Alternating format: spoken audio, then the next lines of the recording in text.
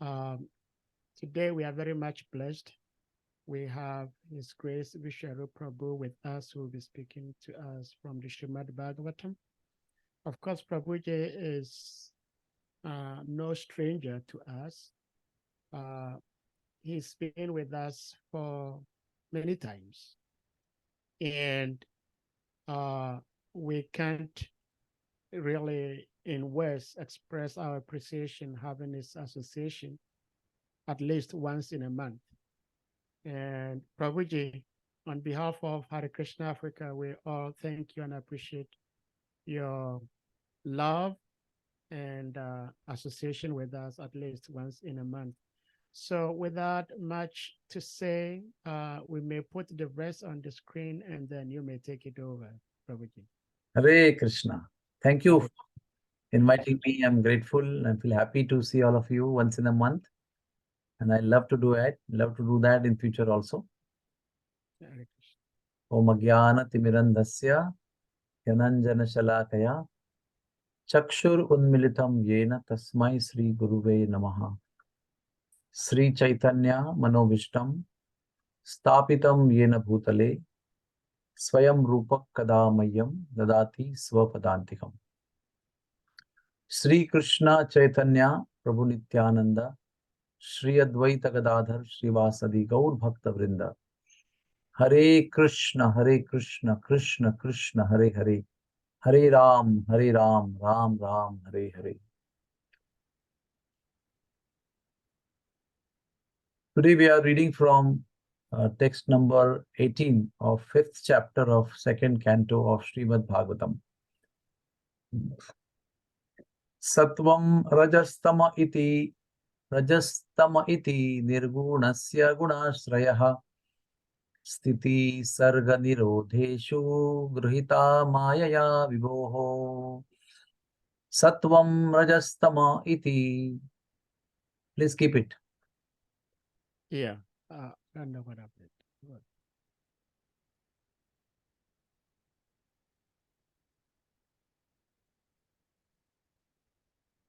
Sorry. Sattvam rajastama iti nirgunasya gunashrayah Sthiti sarga nirodheshu grihita mayaya vibhoho. Third time. Sattvam rajastama iti. Wait. I need Sanskrit.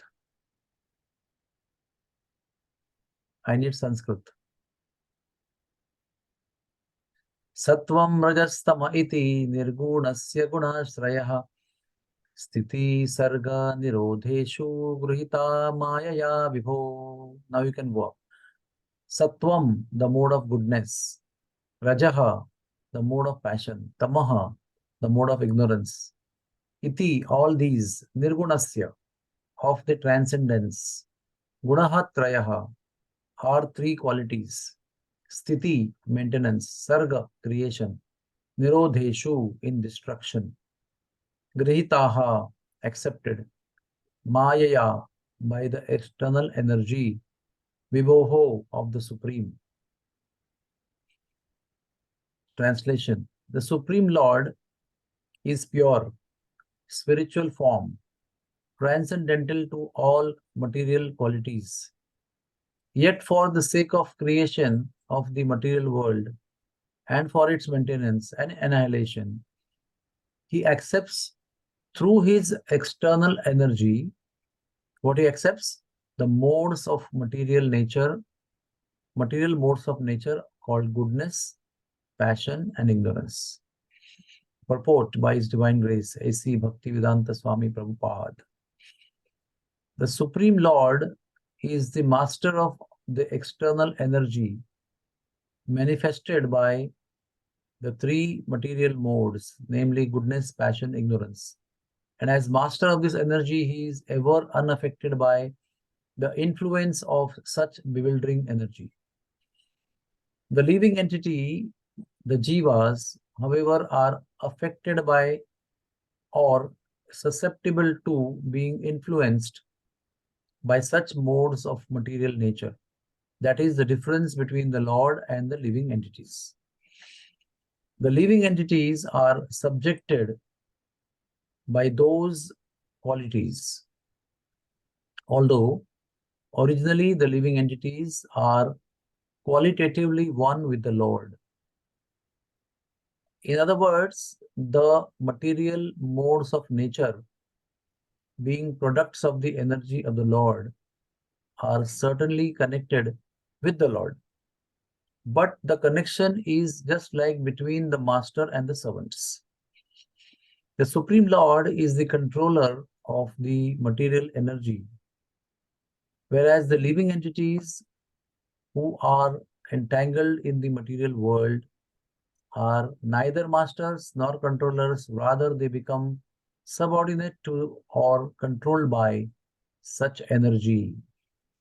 Factually, the Lord is eternally manifested by his internal potency or spiritual energy, just like the sun and the rays in the clear sky. But at times, he creates the material energy as much as the sun creates a cloud in the clear sky. As the sun is ever increasingly unaffected by the spot of cloud, so also the unlimited Lord is unaffected by the spot of material energy manifested at times in the unlimited span of the Lord's rays of Brahmajyoti. Om Ajnanatimirandasya Jnananjana Shalakaya Chakshurunmilitam Yena Tasmai Sri Guruve Namaha. Sri Chaitanya Manovishtam Stapitam Yena Bhutale Swayam Rupak Kadamayam Tadati Swapadantikam. Sri Krishna Chaitanya Prabhu Nityananda Sri Advaita Gadadhar Sri Vasadi Gaura Bhakta Vrinda Hare Krishna Krishna Krishna Hare Hare Hare Rama Rama Hare Hare. You can bring it a little up, please. Purport. Up. Up means you go down. Sorry. You show me the purport. So, the first and foremost line here is that the Lord is the master of external energy.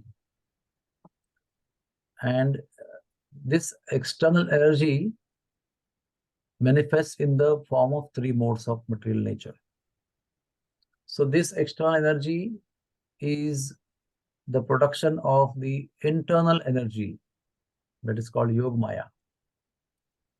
And in between this external energy and the internal energy is the Tatastha energy, that is marginal potency, that is you and me and all the living entities. And all these three different energies of the Lord are created by the Lord. The Lord is the master of all these three. And as the spider, it creates the web or cobweb, which is very sticky. And every other insect gets stuck into that and never gets out of that because of the stickiness, gets more and more entangled as it tries to escape or release itself. But at the same time, the spider moves on it without getting stuck. The stickiness of the cobweb does not affect the spider, who is the creator of the cobweb. Similarly, the Lord creates this cobweb of different energies. All the living entities get entangled in that, but the Lord never gets affected by that. This is the first point Prabhupada is making. The living entities are subjected to these qualities, but the Lord is not subjected to these qualities. He is never susceptible or influenced by such modes of material nature. And jivas, however, are always affected by such modes of material nature. So this very important understanding, we should know that the Mahavishnu is the first Purusha of the material creation. All the other Purushas are beyond. Narayana, Sankarshana, Aniruddha, Pradyumna, Vasudev, Balaram, Sankarshan. They are in the spiritual world, but in the material world, the first personality who is the controller, the Purusha, is. Now you can remove that sharing. The first Purusha is this Mahavishnu or Karana Udakashayi Vishnu. And how he creates. There are two kinds of creations. One is Sarga and one is Upasarga. Sarga is defined as the primary creation. That means the physical being of the universes. The universes come out from the skin pores of the vast, gigantic body of Mahavishnu. And then all the 24 principles involved, or rather, which are seeds of the creation, they are generated.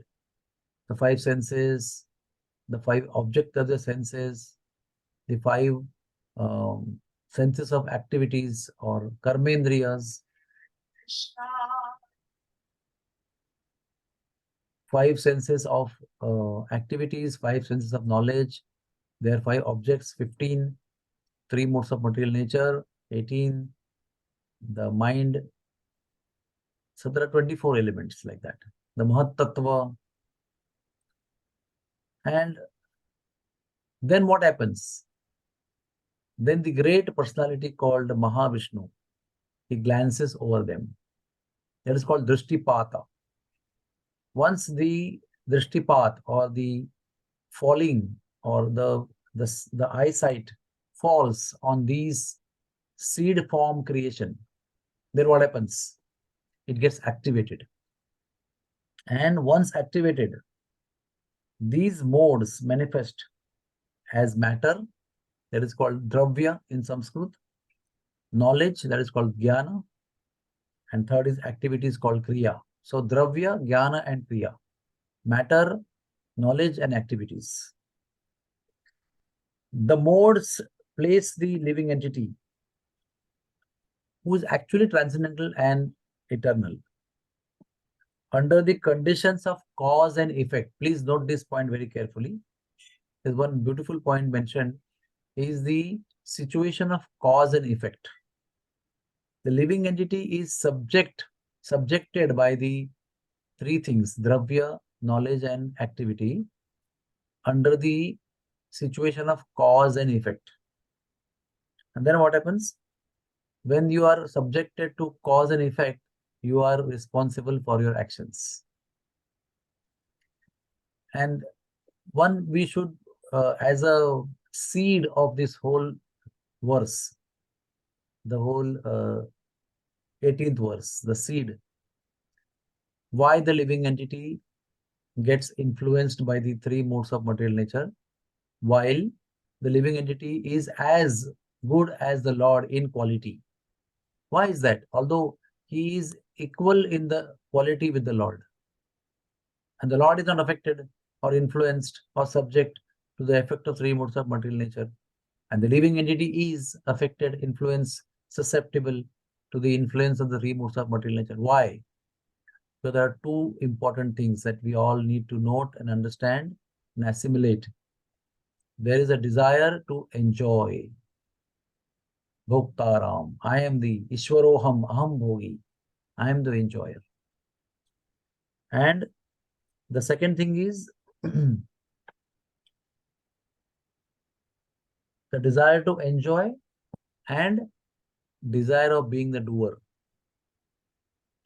These are two different things. When I do anything, I think I am the doer. I'm the boss. I'm the controller. I'm the niyanta.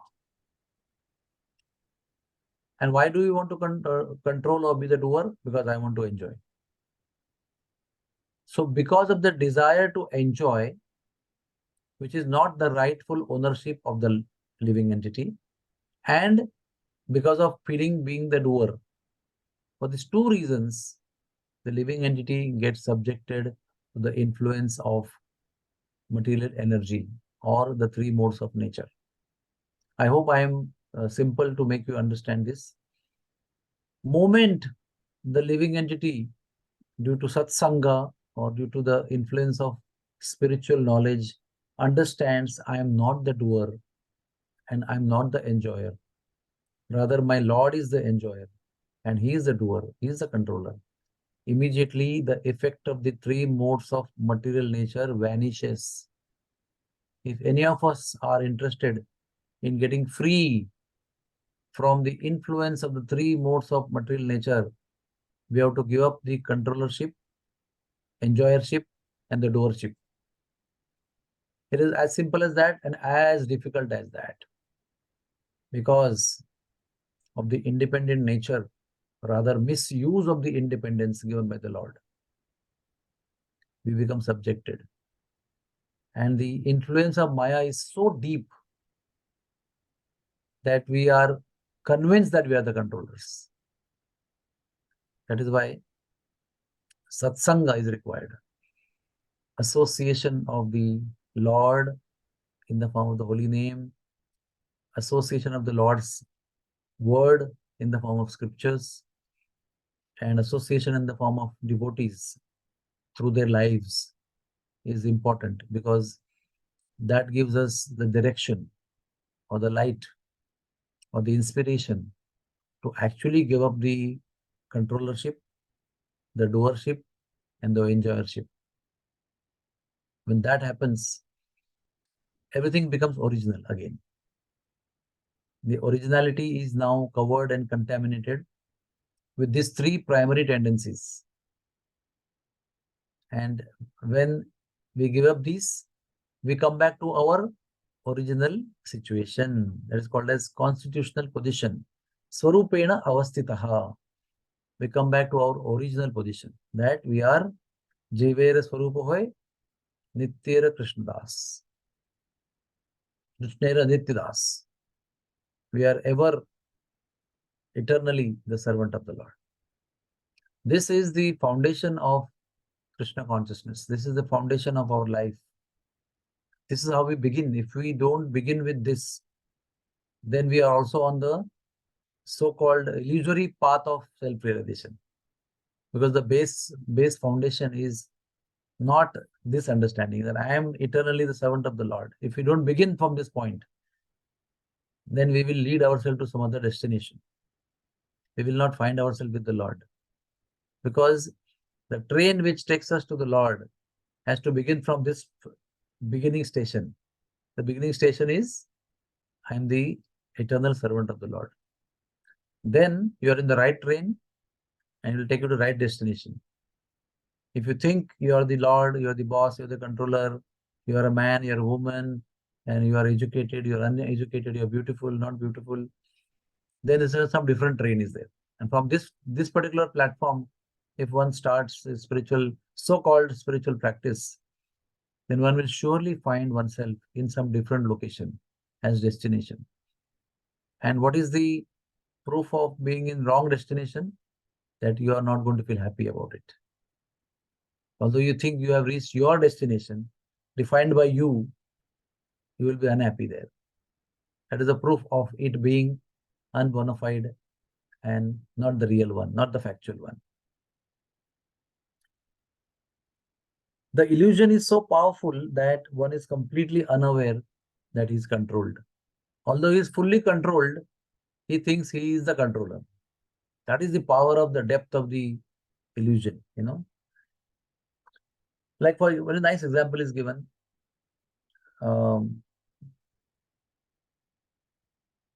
One identifies with one's car, and then he has a very beautiful, shining, red, effulgent, big Mercedes, latest model, and he feels, wow, when I will drive this through the streets of my country, it will be so wonderful, and I'll be so happy, and I'll be so proud, and people look at me. So Maya covers our vision with the understanding of the beautiful red Mercedes car, bright shining Mercedes car. And a glitter or glow of that car almost seems to emanate and attracts us. Then what happens? One day the car gets dented by some accident, or some boy throws some iron object on that while playing, and there's a dent. and it gives so much pain to you. And then one time it gets, suppose the engine fails somewhere because of what manufacturing defect, and so much of trouble is created. And then you come to know, oh, there is no pleasure in this car. It gave me some beginning pleasure and long lasting unhappiness. And then you jump to another object, maybe a woman or a man, or maybe a job in the company, or maybe a house property. So each and every object in the material world is like this. It gives you a temporary, illusory impression of happiness and long lasting impression and experience of unhappiness from the same object. Object is still there, but is no more giving happiness. So the material world is designed in such a way by Krishna that the energies are divided and placed in such a beautiful way that they create an impression of happiness in the beginning and then brings you to reality of not giving happiness ever. That object is designed in such a way that in the beginning it shows that, oh, how wonderful, how pleasurable the object is. And little later on, you come to a permanent understanding how miserable the object is, how I ever fell in love with this object as the source of my happiness. This is the creation. And this is the illusion that Maya creates. So at the same time, when the living entity chooses to serve Krishna or to accept him as the boss, as the controller, as the enjoyer, as the master, then by the order of Krishna or by the arrangement of Krishna, the illusory energy withdraws itself or goes away by the power of Krishna, by the power of the activity of the living entity to take shelter of Krishna as the master. Because the Kriya also is created by the illusion also. The Kriya, the action. I told you, matter, knowledge, and Kriya, action, are all created by Krishna through the energies. That is Bairanga Shakti, Maya Shakti. So when you choose to do Kriya or action for enjoyment, then you get more and more deeply entangled. And when you do the Kriya or action of taking shelter of the Lord, that same Kriya will withdraw the influence of material energy or Maya. So it is very beautiful in one sense because the independence is only the key. If we choose the independence to do the action to take permanent shelter of the Lord, then we are released by Maya. And we choose the same independence to do the actions as the enjoyers of the object of the material world, the grip of material energy, Maya, becomes deeper and stronger. And further, the illusion increases that I am the doer. Let me try more. Let me try more. So the cause of the bewilderment, both the living entities are two. The cause of the bewilderment are two: inappropriate enjoying spirit and the desire, to be the doer of the actions. Srila Prabhupada further delineates the problem. Factually, the living entities are not meant to be so conditioned by material energy.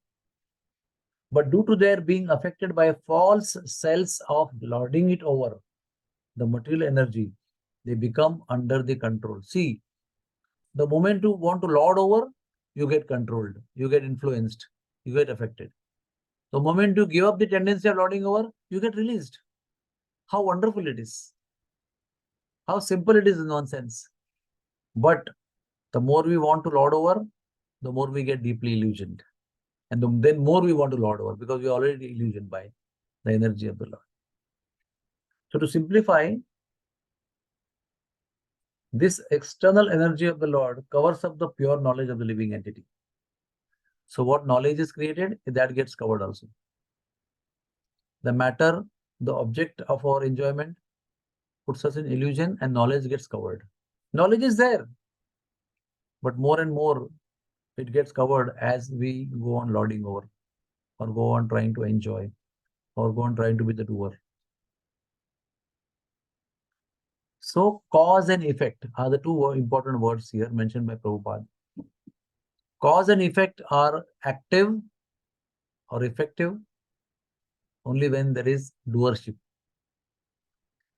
And the binding of the living entity in karma and karma fruits, karma and the fruits of karma. When we get bound, when we have this doership, because we think we are the doer, we are subjected to the results of our action.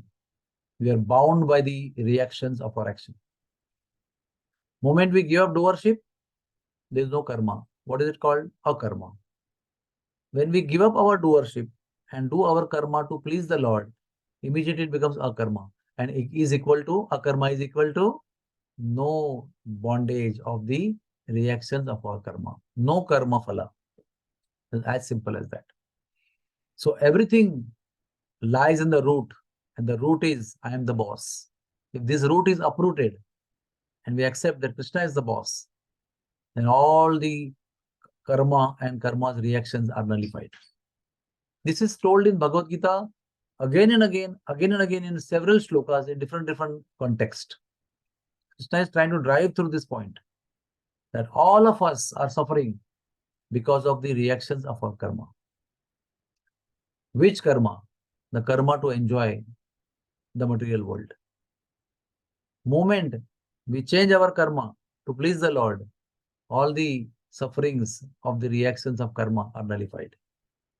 And we start actually enjoying from that point onwards. The Anandamayo Bhyasat, the nature of the soul to enjoy, actually we start beginning to experience that nature moment we give up activities to enjoy and moment we start activities to please the Lord. It's as simple as that. So this is the philosophical understanding of this particular verse. Now, how this is connected to Krishna Leela? It's very beautiful to understand. Balram Jayanti is approaching. So this particular external energy of the Lord is the conversion of Yogmaya, the internal potency of the Lord. When we take shelter of the Lord, the same external energy starts acting upon us on as Yogmaya, or the internal potency, the loving potency of the Lord, the pleasure potency, Ladini potency of the Lord. And when we choose to become independent and the Lord of the material world, then the same energy converts itself into Durga, or external energy, or Bairanga Shakti, or Maya Devi.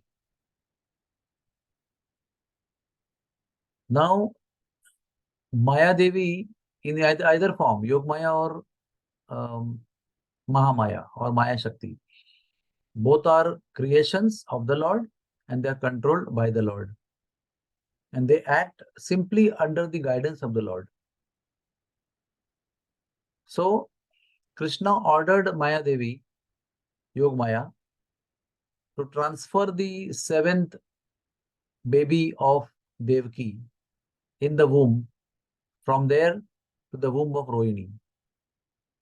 So, original Balramji, the Madhurya Balramji, or the transcendental Balramji of Vrindavan Dham, who is not manifesting his opulence, that original Balram is already there in the womb of Rohini. And when she became pregnant by Vasudev, Vasudev sensed the danger for her life and for the baby's life. So he immediately transferred his pregnant wife to Gokul in the custody of his friend Nanda Maharaj.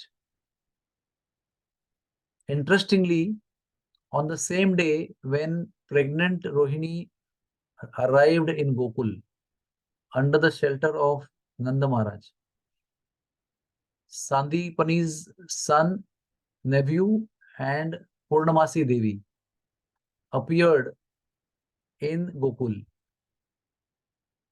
Purnamasi was a great tapaswini, great austere lady.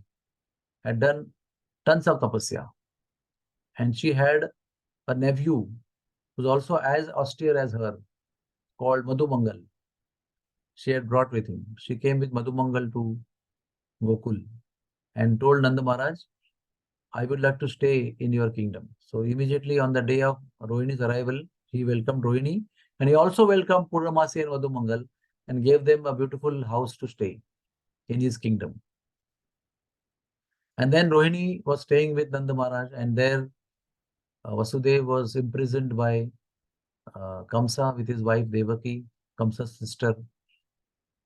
And before all these things, when earth had come crying to Brahma, and Brahma took her to Vishnu, at that time, the Supreme Lord had ordered that when I will come in Gokul or in Mathura and then Gokul, you please, before I come, my older brother will appear in the womb of my mother, Devaki. And you transfer that soul or that Garbha into the womb of Rohini. So you can see, nobody could see anything. It all happened subtly. You can see the power of Yogmaya, how powerful she is. Nobody saw her carrying the baby in her hand, taking the baby out of Devaki's womb, then carrying in the hand, and then putting the baby in the womb of Rohini. All that, maternal procedure was not seen by anybody. It all happened subtly. It all happened incognito. But it happened in the sense of physical also, in the sense of subtly also, together. And then when you can see the power, she could even transfer Baldev, the first expansion of the Lord, who is not different from the Lord. When he is in the baby womb, fetal form, she could transfer him also. Of course, by his sanction. But she had the power to transfer even Balaram from one place to another. Interestingly, who was in the womb of Devaki was the Aishwarya form of Balaram, which is called as Ananta Shesha. Ananta Shesha is the form of the Lord Balaram, which is full of opulences, full of power. Power of holding the whole universe, Brahmanda on his head, under the Patala Loka. And he was carried by Yogmaya, and he merged in the original Balaram, who was in the Rohini's womb. So the opulence aspect of Balramji merged into the original Balramji. And then Krishna said, when you will do that, when you will do the seva in future, I will make you my sister. You will take shelter in my mother's womb, in Yashoda's womb, with me. I will be together with you in the womb of Yashoda. And you will become my sister. And when you will be born with me, along with me, you will be celebrated in the whole universe by all the demigods. They will worship you. They will chant prayers for you. You will be known by different names. All over Bharat Varsha, you will be worshipped in different names.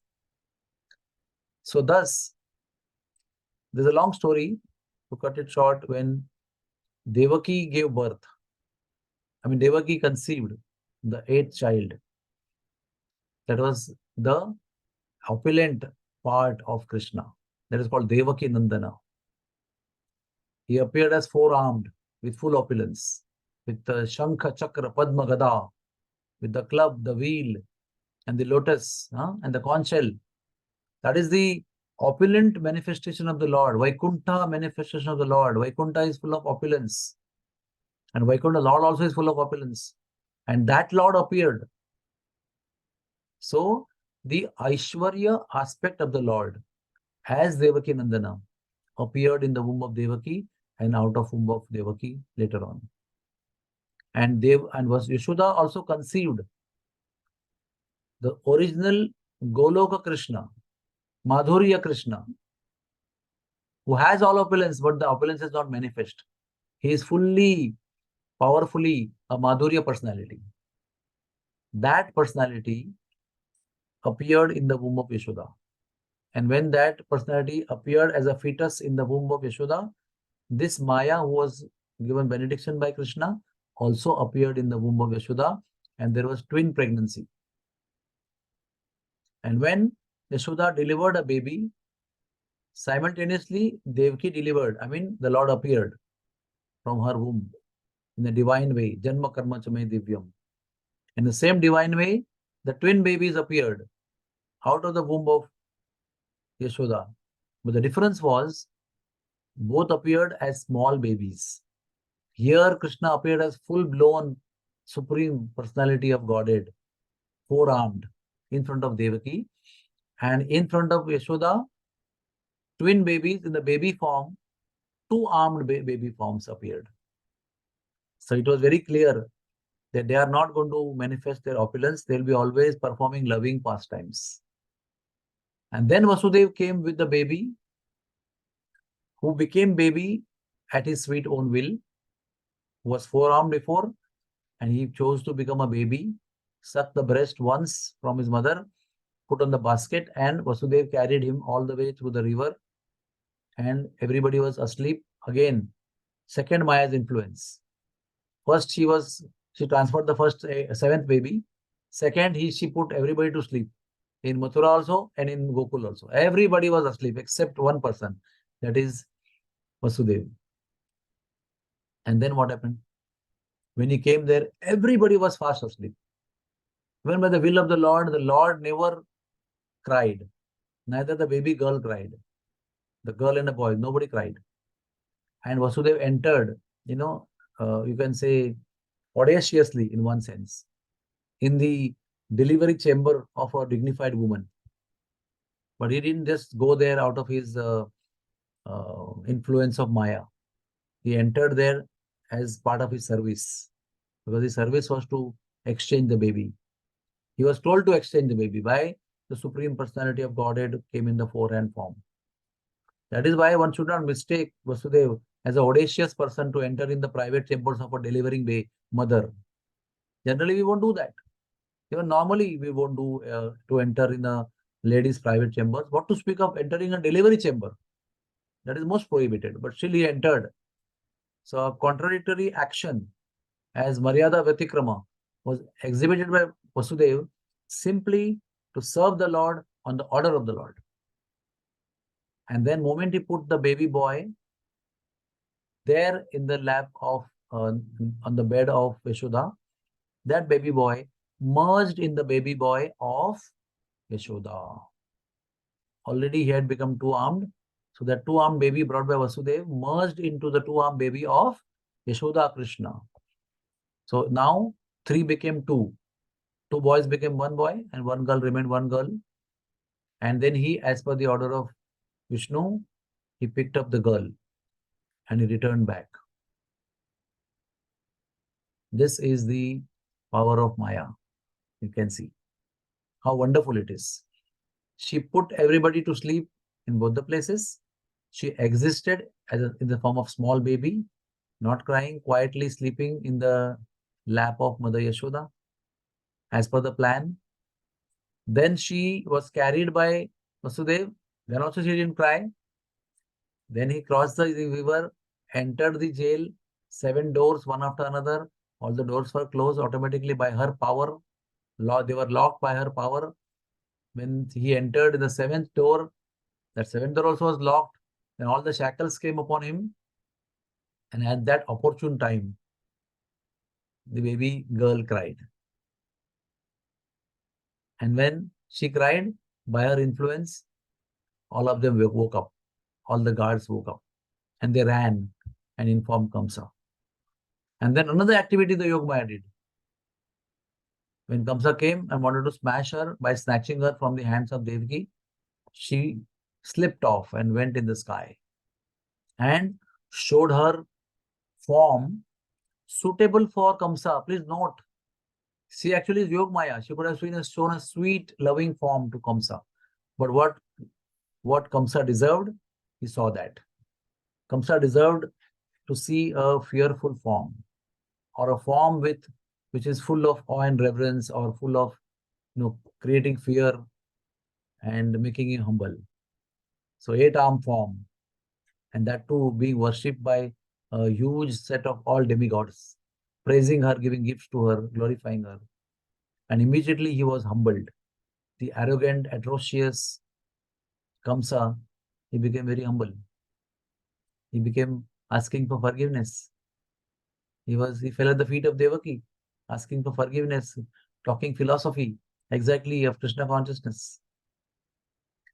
This is the power of Maya. Moment we change our consciousness, she becomes Radharani. The moment we try to become the Lord and try to enjoy, try to control, she becomes Durga.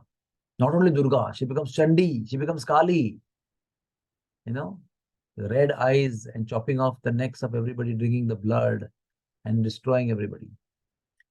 So from most loving, compassionate form of Radharani, she can turn to most destructive form of Kali. Krishna told everybody at the end of Mahabharata. In reality, nobody fought the war with great chivalry. It was only Durga Devi chopping everybody off and finishing everybody off and accepting them and eating them up. So this actually was told by one son of Bhimsen. And Bhimsen thought, my son will tell, I am the most chivalrous warrior. So he thought he will ask his son, oh my dear son, you are observing the war from skies in the form of head only. So you must have seen everything from aerial view. Please tell us who was the most chivalrous warrior. And he was expecting him to be the greatest warrior. And he had faith that his son will definitely quote his name as the best warrior.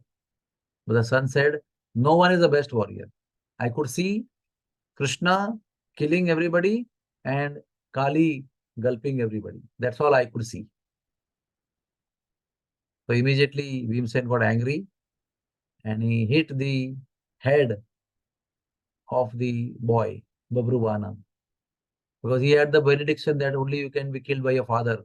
So he thought, I'll be never killed. But his father got angry and hit him with club and he died. So this is the actual situation of Maya. This is how Maya manifests as person. This is how Maya acts as subtle energy. This is how Maya puts us into illusion. This is how Maya can release us out of illusion. All the things are explained over here very beautifully. What is the power of Maya? Krishna says, Daivi Yeshi Gunamai, Mama Maya Durateya. Krishna says, please don't try to compete with Maya. We are not supposed to have war with Maya. If somebody tells you, we are at war with Maya, please don't do that. Don't do that. You are not here to battle with Maya. You are here to love Krishna. The goal of life is to love Krishna. The goal of life is not to defeat Maya. Because Krishna himself, the creator of Maya, the controller of Maya, says, Daivi Eshi Gunamai Mama Maya Durateya. You cannot cross over my Maya, which is extremely powerful. No human being, no living entity has power to defeat my Maya. Durateya. Invincible the Maya is. But he says, if you surrender to me, then he doesn't say you will win over Maya. He will say you will cross over Maya. Crossing over is different. Crossing over, you just give a pass to her and you go. It's a bypass. It's not winning over Maya. You can call it winning over Maya also, but you cannot win over Maya directly. You can only take shelter of Krishna and get bypass. Krishna gives a bypass to you of his invincible, indefeatable Maya. He doesn't make you win over it, but he gives you a bypass so that you don't have to fight with her. You just reach the destination.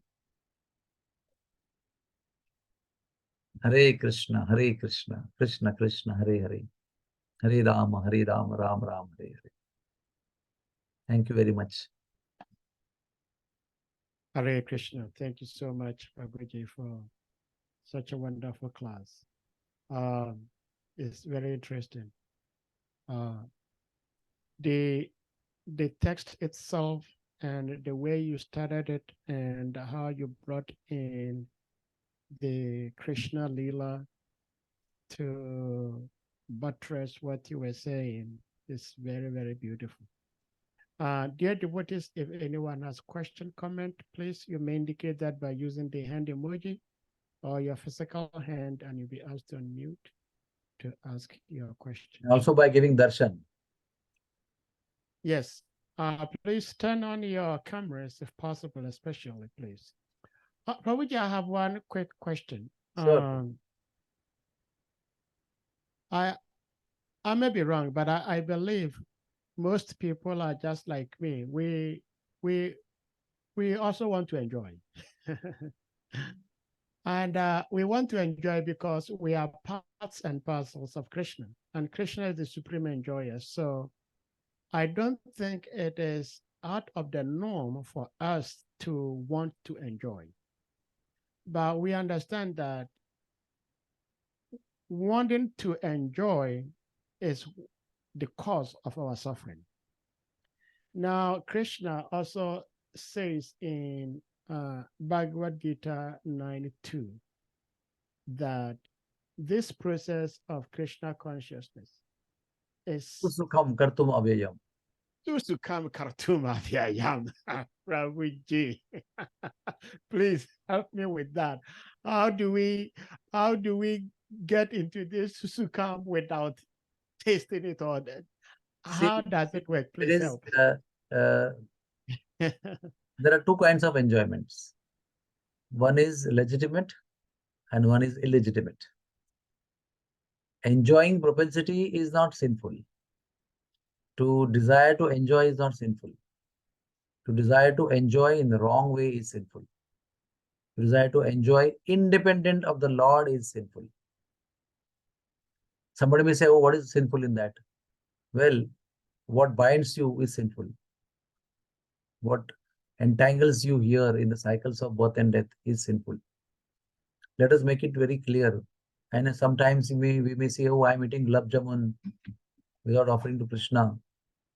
That becomes sinful because it binds you in the karma. The moment you offer the gulab jamun to the Lord and it is a prasadam, it's the same thing.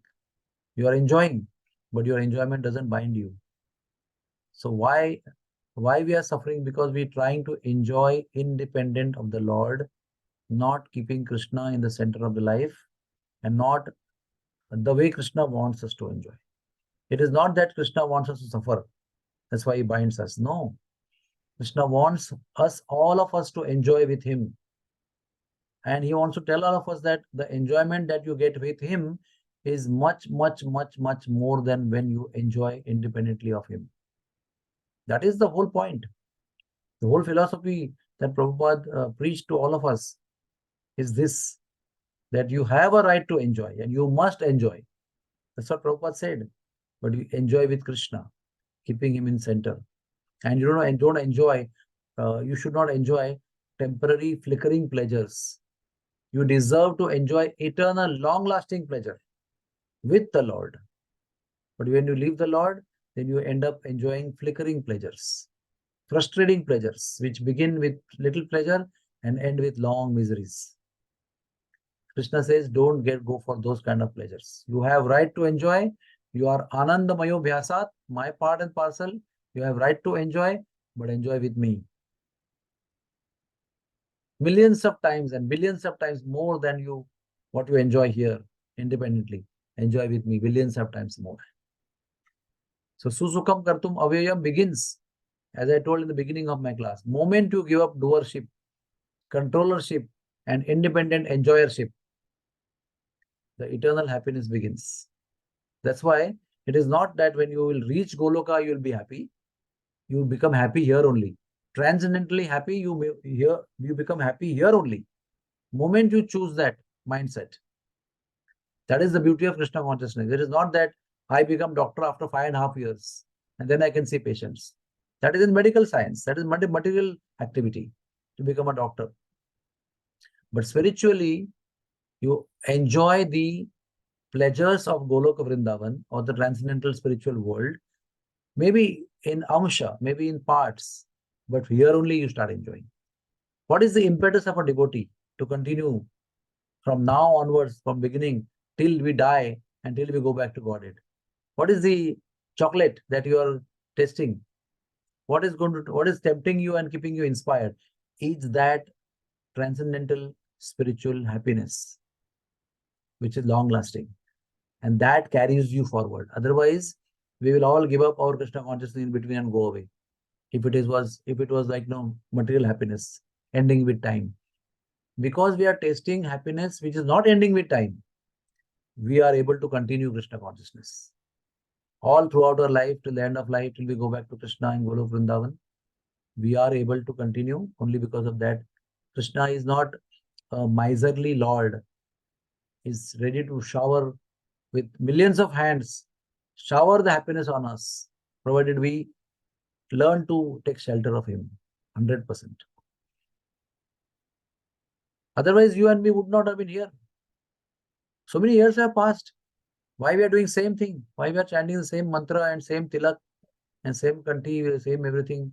Only every day offering the same Lord, the same kind of foods. The same person we are offering all kinds of food and eating. Why don't we change a person sometimes in between? Why we have to offer the same person? But we are offering same person, all the food, same kinds of dressing we are doing, same tilak we are putting. There's no change of 3 years. Some different tilak we are not putting. Same tilak we are putting. Right? Same tulsi wood we are putting in the neck. And same mantra we are chanting. Same Bhagavatam we are reading. You are calling me to speak on the same Bhagavatam. Right? Why it is not becoming frustrating? Because it is giving the happiness that you and me like and love. And we relish that happiness is given by this same things, because the same thing is transcendental. It is not material. That is why it is not boring. If the same thing was material, it would be boring within no time.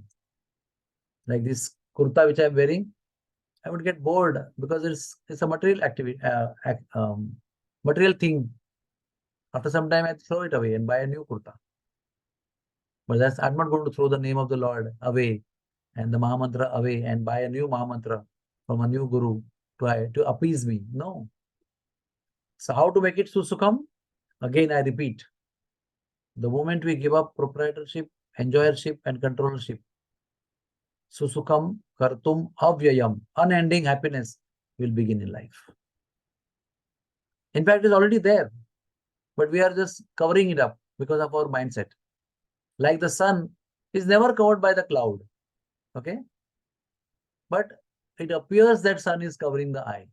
The cloud is covering the sun. It appears. It's a creation of sun only. And to you, it appears that, oh, sun is covered. But sun is never covered. But the moment we choose to get away from Maya, then the bright sun which is behind the cloud is visible to you. So it's already there. The happiness also is already there. We are just separating it by our mindset, wrong mindset. Hare Krishna. Hare Krishna. Thank you so much, Prabhuji. Thank you. Yes, somebody is asking question. Yes. Yoga Maya, please. Yes. Prabhuji. See, Prabhuji, because many we all since we are in the path of devotional service, trying to do the devotional service, but sometimes it is only for our selfish desire. I want to have gulab jamun. I want to have gulab jamun, and then we are just telling, oh, Krishna want to have gulab jamun. Actually, it is my desire, and then we are putting this thing on Krishna's desire, and somehow in the formality we are offering that, and we are taking. What is the question? I don't have the 100% to please Krishna, but it is to please myself. What should be done in that? What is the question? Question is that it is actually my desire, but I am just telling yes, maybe Krishna's desire, so I purchase gulab jamun and I offered and then I have. And actually it is. Again, please ask your question. Don't give a pravachan. And it is easy. I am the center in the Lord, or it is actually in a different way. To make it very simple. Make it very simple. It is better than not offering it to Krishna. Let's begin with that. You can eat gulab jamun without offering to Krishna.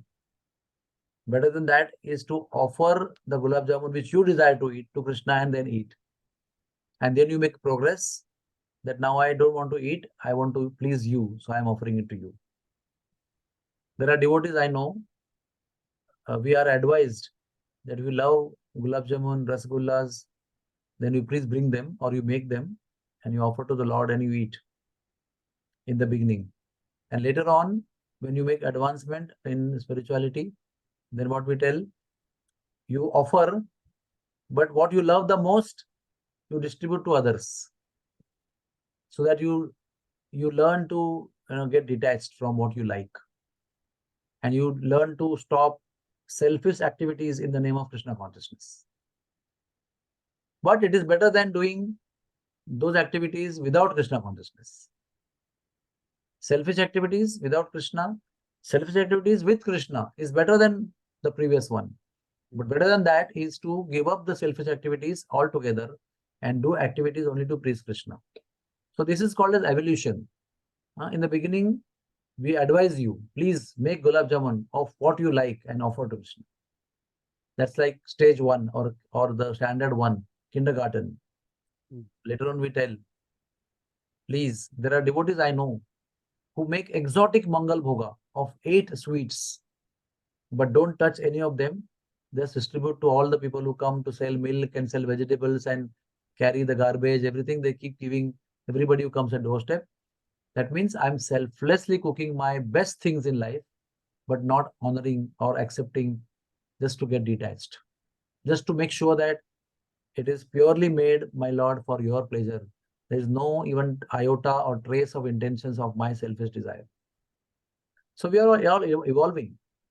Please understand that when we chant Hare Krishna, follow 4 principles, read scriptures, have satsanga, dance in kirtan, we all are evolving from stage A to stage Z. And we will, if we keep association of devotees, keep following the formula and the process, then you will evolve. And you will only yourself know how you have evolved from selfishness to selflessness. Hare Krishna. Hare Krishna. Thank you so much, Prabhuji. Your answer to Yoga Maya Devi reminds me of the pastimes of Srila Bhaktisiddhanta and his father, and then the mango. Mango. Yeah, yeah. Yes, I think it's really Yes. very, very good. I didn't think about it that way, but thank you for sharing that. I'll try to practice it. It's not easy, but I'll try. The first step of anything is knowledge. Yes. And when you have knowledge, then you know, I want it. That is my goal. I have understood by knowledge that I want to be like this. I want to be selfless. Today I'm selfish, but I've understood by knowledge, I want to be selfless. And then I start progressing. If you don't even know and don't have knowledge, then how you have a goal? You define your goal because of knowledge. We hear it, and then we learn, then we make a goal. And unless the goal is there, the journey doesn't start. Journey will start effectively when you have a goal in front of you. Visible goal. And that goal is selfless. Ahaituki apratihata. Yatma suprasidati. That is the goal. Anybody else? Anybody else with a question, comment, realizations, please? I thank Govinda Das Prabhu. He's always driving and attending the lecture. Always, yes. Attentively. Very, yes. I appreciate. Thank you so much. I'm inspired by your Thank you, Prabhu. I'm inspired by the wheel which keeps moving in front of me. The wheel of time, the wheel of Krishna. Krishna. Thank you, Prabhu. Thank you. My respectful obeisances to you, Prabhu. Hey, mine too. To you. Anyone else before we close? Yeah, Prabhu.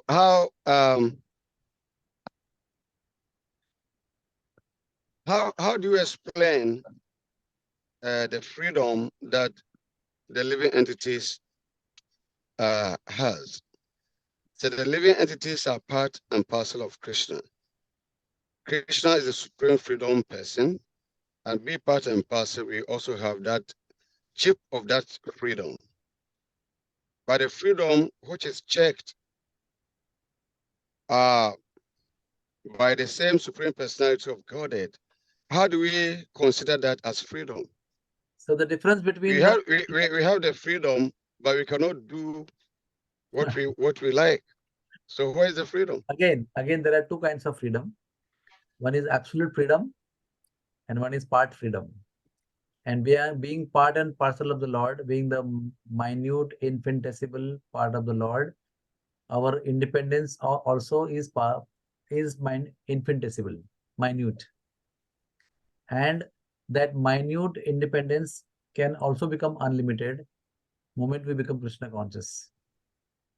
The Gopas in Vrindavan, when they are completely purified souls, in drowning in loving ocean of the ocean like love of the Lord, for the Lord, right? And what they do, they don't only have full freedom, but they control the Lord also. They make the Lord dance at their own whims. The gopis clap and make the Lord dance at their own whims. So what is that? That minute independence can also become unlimited. Simply when we love the Lord. When you love the Lord or surrender to the Lord decides to become controlled by you. And that's how our minute infinitesimal independence becomes unlimited. So we are today having minute independence just because of our tendency to control. Just because our tendency to become Lord. Just because our tendency to enjoy independent of Lord. It becomes minute and more minute and more minute. And zero independence also one time because completely controlled by Maya. The moment we love the Lord, your minuteness will start expanding. And it becomes unlimited to the extent that the all-controller Lord loves to be controlled by you, ordained by you, dictated by you, dance by your desire. Become a beggar to have a morsel of butter for 1 hour of dance.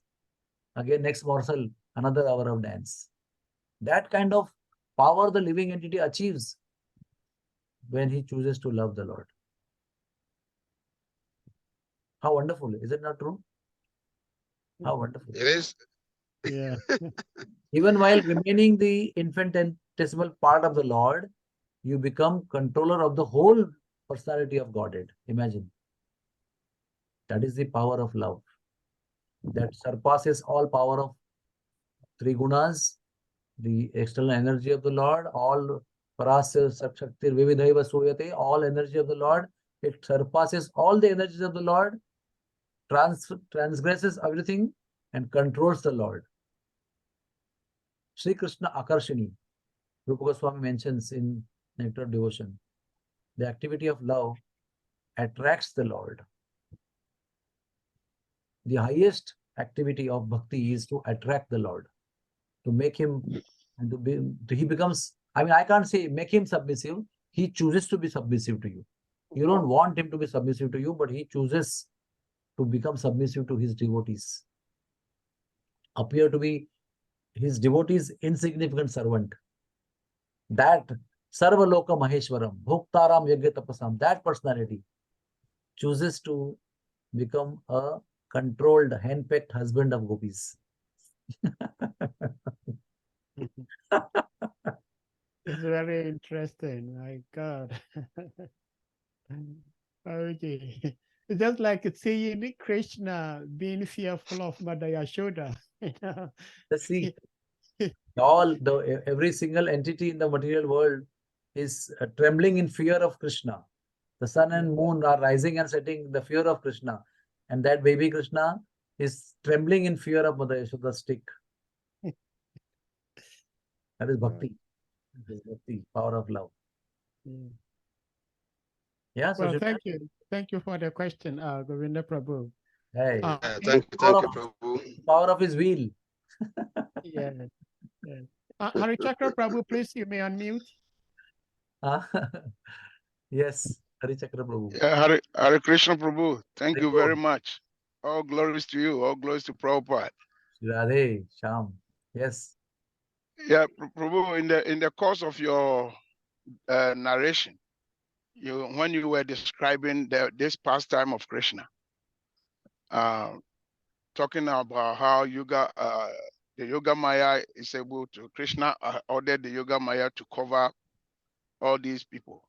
Yeah, in reading the same story in the Krishna book, I know Prabhupada explained vividly how the Lord appeared as four hands to Devaki and Vasudev. what do we call it? And Vasudev, and ordered Vasudev to take him to Vrindavan.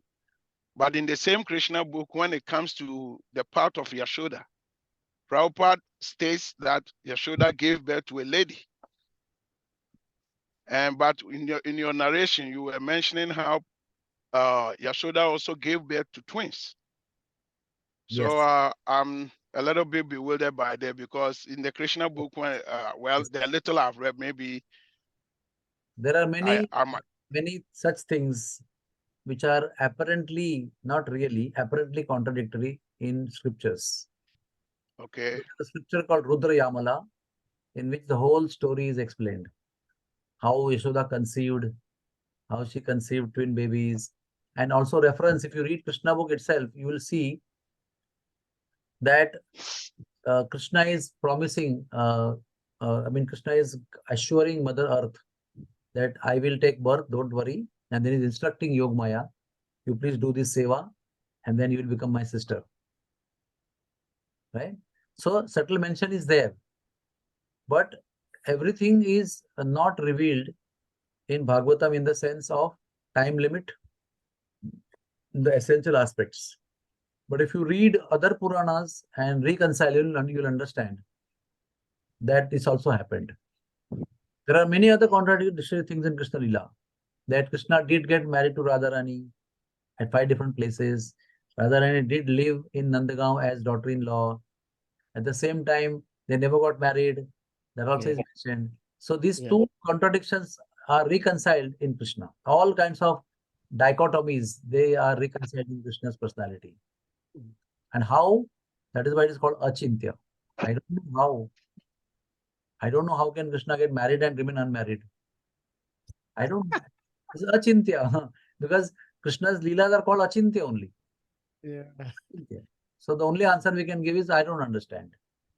I know, but I don't understand. That's all I can say. Yeah. Okay, Prabhu, Hare Krishna. That is the beauty of Krishna consciousness. That all the contradictions exist in the personality of Krishna. Yeah. Hare Krishna. It's amazing. Thank you so much, Prabhuji. We end here? I just read one story. I don't remember the name, but there was this devotee, an associate of Lord Chaitanya, talking about bhakti. This devotee was so much loved by Lord Chaitanya that Lord Chaitanya, being very, very strict sannyasi, wouldn't want to sleep on a comfortable bed.